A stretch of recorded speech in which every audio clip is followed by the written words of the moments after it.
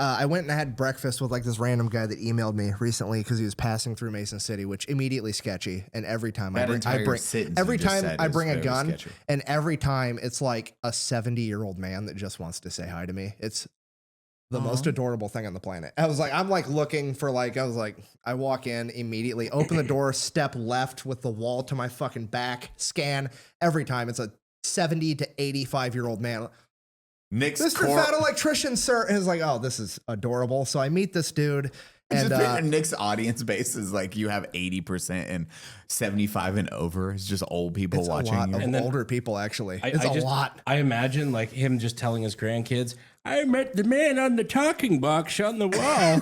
And they're like, that's really cool. That's really cool, Grandpa. I bet you did. 100%. It happens. So like, basically this guy, like he comes, he had books, he had fucking newspaper clippings. And he's like, he told me this whole story. His dad. I think it's time we talk to him about that community we looked at. Right? He's already talking to the TV's talking back.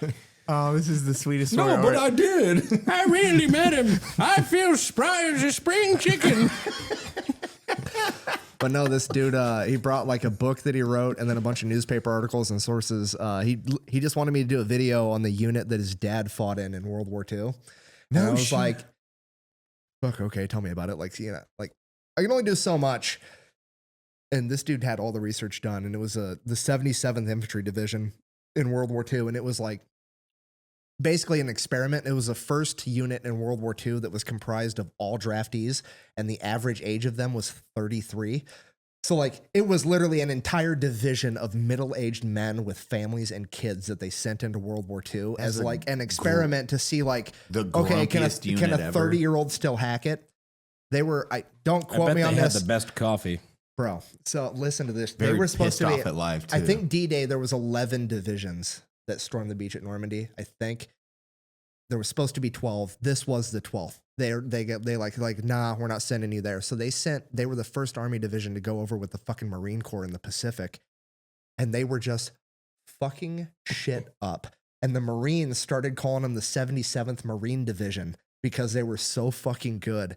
And they started calling them, their nickname is the Old Bastards, because it was a bunch of 33-year-old men just fucking not about bebeing here at all. Yeah, because you got a bunch of 18, 19-year-olds. Yeah, they're like literally grown-ass men with kids going in and fighting this war. And that one, like the name came from a 19-year-old Marine that famously said, like, look at those old bastards go, as they were storming a beach on a Japanese island during an amphibious landing.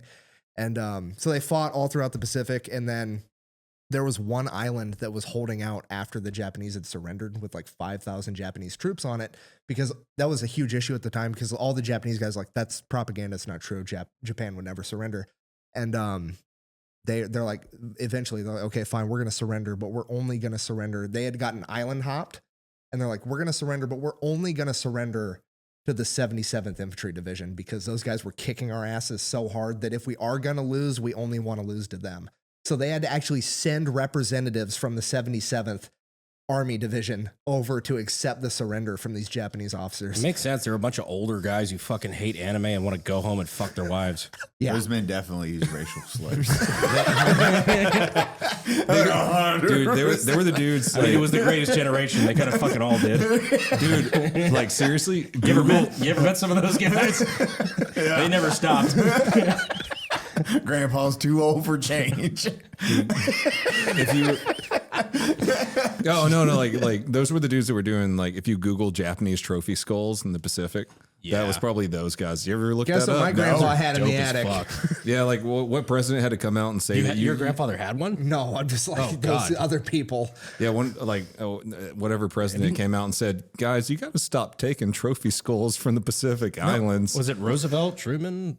Like, it was one of them. Do you ever look that up? Because so many dudes were.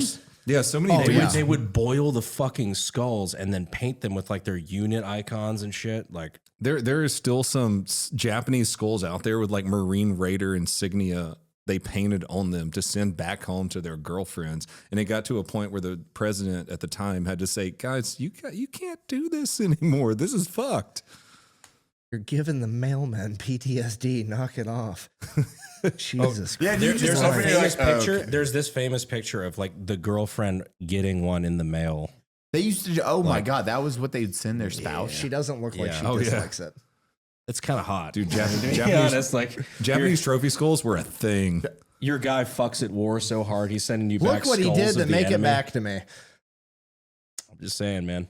I love the skull you sent me. It's so white and bleached. Jesus Christ.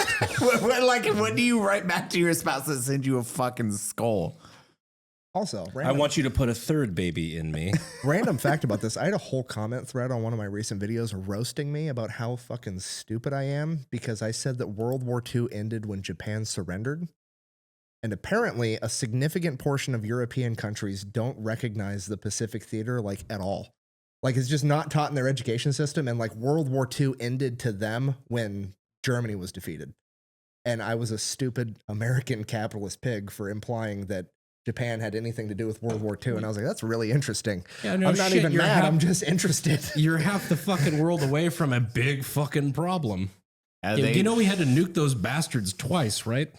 they did probably the worst war crimes. That's a lot of people. No, don't not probably. realize. They did. the worst war crimes. Sorry, stand corrected. The worst raping war- of Nanking has entered the chat. Yeah. Unit, what was it? Unit 731. 731. Like those, you just need those two stories and be like, oh yeah, they were the bad guys. And when they're like, yeah, we didn't do that, they tried to cover up that piece of history from their own people. You're like, oh, you guys fucked up. The George Bush Sr. thing, that, all kinds of shit. That and the yeah.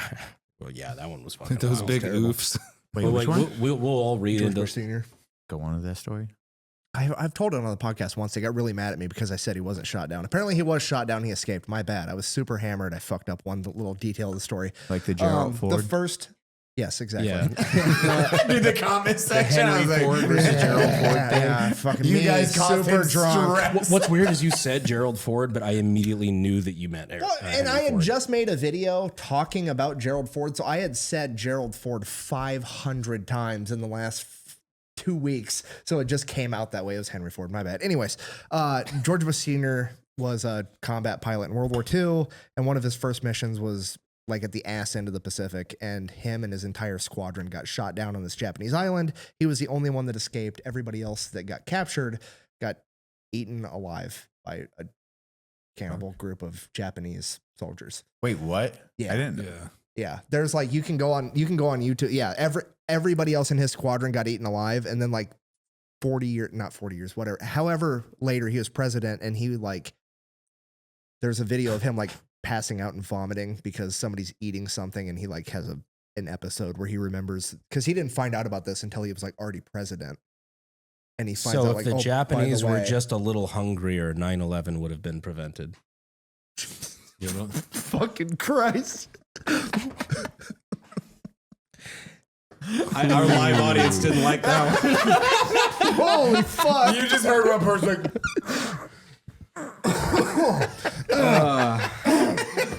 Look, let's just say we all Not a could good have crowd. we all could have prevented 9/11. Brandon's When like, fucking King Brandon just- Trout has that facial expression of all people on the planet, like, Better with a sign, King Trout. Just yeah. you're just like, I'm gonna scratch that one off. That was that one. oh no, That's a deep cut.